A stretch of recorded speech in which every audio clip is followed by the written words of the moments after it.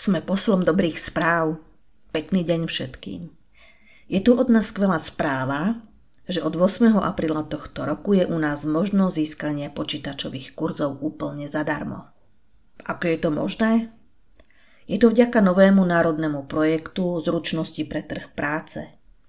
Ide o obdobné projekty Úradu práce, ako boli projekty REPAS, Kompas, respektíve Nestrať prácu, Zamestnaj sa. Tento projekt je určený pre nezamestnaných, ako aj zamestnaných s výnimkou samostatne zárobkovo činných osôb. Je tu dokonca možnosť v nadväznosti získať až 2 kurzy zadarmo.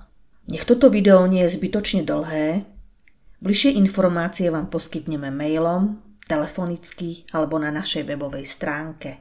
Kontaktujte nás, my vám pomôžeme a poradíme. Tešíme sa na vás na našich počítačových kurzoch. Pekný deň.